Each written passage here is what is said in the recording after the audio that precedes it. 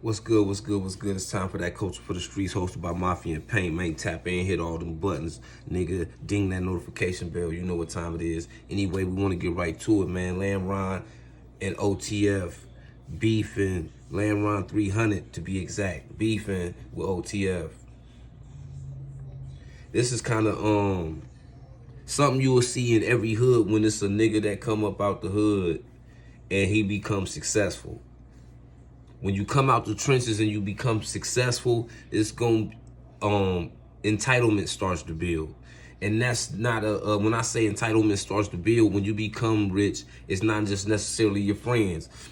It's going to be family members too, because now that you have the bag, people that are close to you, people that feel like they got some type of favor with you, relationships, bonds, friendships, all of that, people begin to feel entitled to what you got.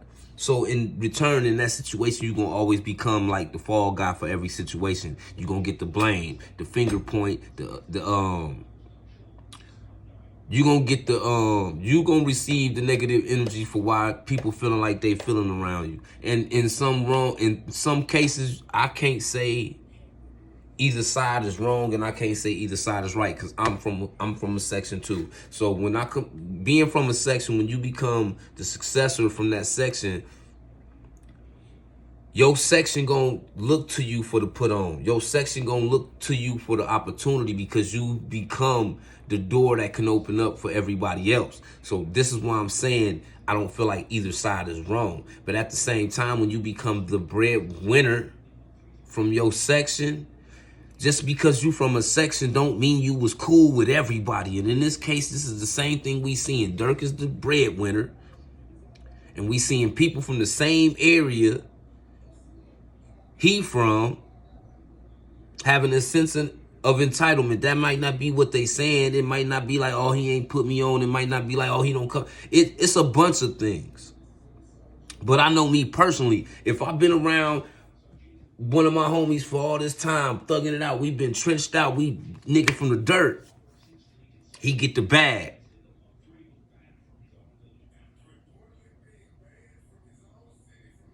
Now I'm looking at cuz like, not with entitlement at first, but with the hopes of opportunity. Like, damn, the homie got on. I know my time coming soon. I'm just going to stay down. A lot of niggas do stay down because they were staying down when it wasn't no money involved. You feel what I'm saying? So I'm not going to say a lot of niggas is not griping for unknown reasons. A lot of niggas stayed down and they felt like it wasn't nothing happened. Nothing transpired for them. Like, no door open, no opportunity arose for them. Like, it's a lot of things going on. And then you got Lil Osama being brung over to OTF and being signed. He from a whole nother section. He not even from the Lamron area, so he don't even got nothing to do with OTF nor Lamron 300, 600, oblock, none of that, right? That will build animosity right there. Not towards the breadwinner as a, oh, nigga, fuck him. You know what I mean? But more or less like, damn, why he put dude on, dude more of a stranger to the turf, and you ain't put one of us on. You know what I'm saying? That'll create, because I'm going to feel like that. I'm a street nigga too. So if one of my homies I've been staying down with, even before all of this fame shit, money stuff come along, and then he go over here across the bridge and get another nigga to get the bag with, and I'm not getting no bag with my homie, I'm going to feel some type of way about that. So that's why I say I can't look at both sides like anybody wrong. And in Durk's case, he's the breadwinner. He's always going to take the fall and the blame for every situation because he got the money. And everybody feel like he could change their situation. Granted that he can, but you got to understand he got his own life responsibilities. Then he got to deal with his family's responsibilities. Then he got to deal with the people that he did get opportunities. He running a label. He's an artist as well, so he got a career. He got you sit some of these niggas that's complaining in the same shoes Durk's sitting in right now, they not gonna be able to walk in them. So in some points, the complaint ain't valid because some decisions Durk gonna make ain't based off of where we from. It ain't based off of you being part of the squad. It ain't based off of us being from Lamron. It's based off business. Business, friendships, relationships, situationships, all that shit is different. Business is business. You must conduct business. He got a record label. He's the CEO. He running around. He controlling artists. He got a whole movement. He got a ton of responsibilities that other niggas don't even realize what it take to carry that load like that. And he a young nigga still. But at the same time, when you from somewhere, when have you ever put 1,000 niggas together and everybody agreed? They're never always gonna agree. I don't wish no violence come of the situation, but at the same time, these all hood niggas and disagreements always, even brothers fight. You see what I'm saying? So the internet could take this, what's going on with OTF and Lamron 300 and take it out of context, when really this is a real live hood situation. Because you got people separating themselves from certain things, and you got people directly pointing out that this and that ain't the same thing. OTF and Lamron 300 ain't the same thing. It just come from the same street. But it's a lot of niggas mingled up into that, and it's just gonna cause more confusion the more people start to speak up, because some of these people that's speaking might not have never had a direct relationship with Durk. You see what I'm saying? So you gotta be mindful about who's speaking, why they speaking, what type of relationship they actually had inside of OTF for them to be speaking. Or is they just speaking on opportunity, or is they avenging what one of their homies said about the situation? It's a lot of things that factor in. But one thing I can say about this is King Von put pressure on Durk.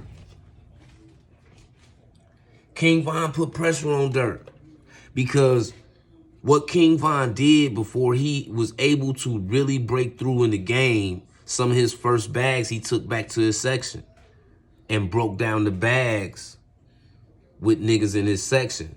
And a lot of niggas don't understand this, how unselfish you gotta be to even do something like that. And that's why Von looked up to in his section so much, and that put pressure on Durk because Durk got entirely way more money than King Von. And for him not to have, we've never seen Durk do this, but we watched Durk go on $1 million worth of game with $1 million cash sitting on the table, flex for 2 hours with 1,000 niggas behind him. You see what I'm saying? But at the end of the day, you got to look behind him, and when you got 1,000 niggas behind him, but is it 1,000 opportunities behind you? Because nigga, you flexing $1 million in the danger zone. Not only are you flexing $1 million, but if you willing to flex $1 million in front of your niggas, get these niggas $1 million opportunities at the same time. Because if you can put $1 million on the table in front of your niggas, they hold you down. They make sure you don't get robbed. They make sure you able to wiggle around. All of that. Make sure they opportunities, they never going to be equivalent because they not putting in the same amount of work. But make sure they not stuck in the hood too, though. So I understand where niggas from Lamron 300 coming from. It's even been OTF members that then left OTF and was complaining.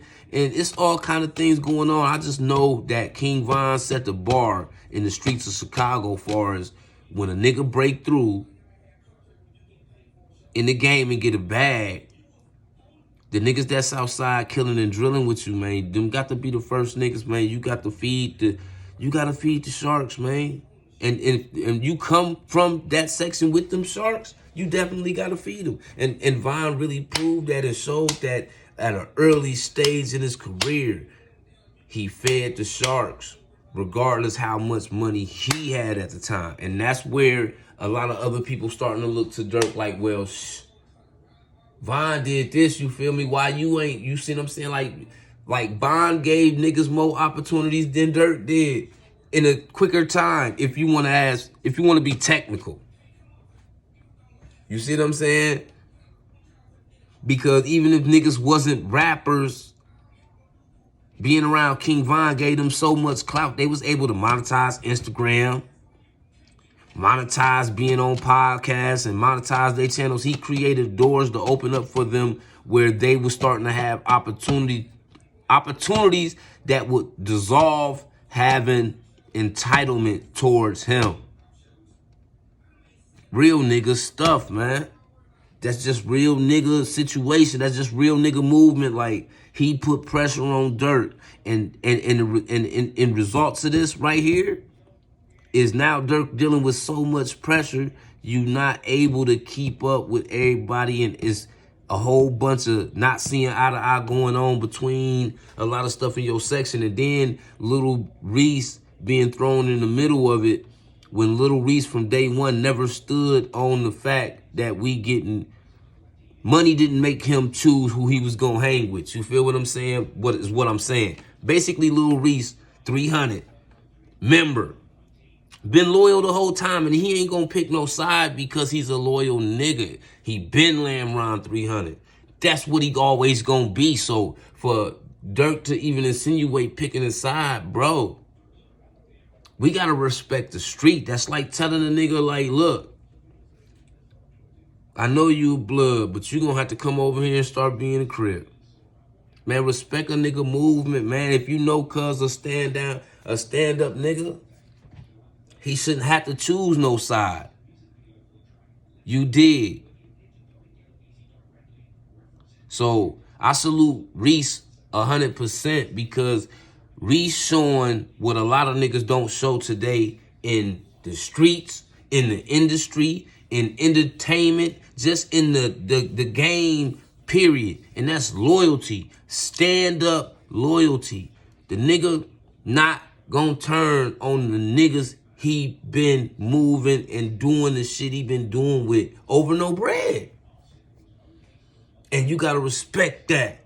Unless you one of them niggas that'll do anything for some money. If you a nigga that'll do anything for some money, you a fuck nigga. We ain't talking to you. We talking about loyalty, because loyalty is dissolving in the game. And for niggas to still show that it's hella niggas still stand on loyalty over everything, that shit mean everything, man. I just hope Lamron 300 and OTF can come to a understanding where it ain't this back and forth. Because I hate to see when Chicago niggas beef with each other, because I'm from the Midwest too.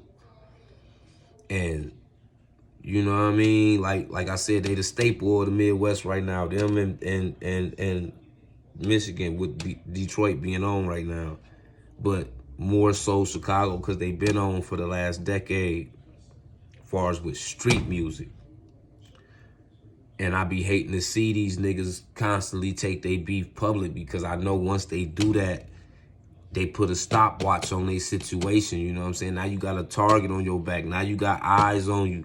Now you gonna put them people on you for unnecessary reasons when you really got real situations going on outside. So now you ain't just gonna be ducking the ops, but you gonna be ducking the cops too, because you putting the light on the situations you really got in the streets. So, you know what I'm saying, to them Chirac streets, man, to them demons, man, stay dangerous, but also be smart, my nigga. You know what I'm saying? It ain't worth going to jail for when you really all you trying to do is survive. You know what I'm saying? I understand that I come from the streets, so nigga, I'm not gonna be the nigga that say put the guns down. How you gonna put the gun down and 7 niggas died last night? I'm not preaching put the gun down, and I know niggas still out there dying. I just want niggas to stay dangerous and think and motherfucking be smart, man. Because at the same time, yeah, Chicago dangerous, but acknowledge the fact that a lot of them young niggas is finding a way out the trenches, man. Let's not overlook that part. Like, let's think about how many people from Chicago, man, done made it out the trenches from drill rap, or even created an opportunity to make it out of drill rap, whether they got locked up or killed in the process, or, you know, however it may go. But the opportunities that they have created in the last decade amongst each other one rapper across town blowing up creates the op a chance to blow up. And now these two neighborhoods is blowing up. And it's happening in a cycle like all through the city. So you got to acknowledge that, because that's what's keeping Chicago alive. That's what's keeping Chicago going in the industry. So, yeah, man, stay dangerous and be careful, man, and think smart, man, because it's a lot of smart young niggas out there, man. It's just the survival instinct is always on because of the zone they stand in, man, and the environment they play in. So, you know, I ain't gonna never look down on them little niggas, man. Stay dangerous, man, and tap in, man. Let me know what y'all think in the comments. Hit the like button, subscribe to the channel, ding the notification bell, man. Latch off the back door. You just ain't gonna be able to back doors. It's time for that. Culture for the Streets, hosted by Mafia and Pain.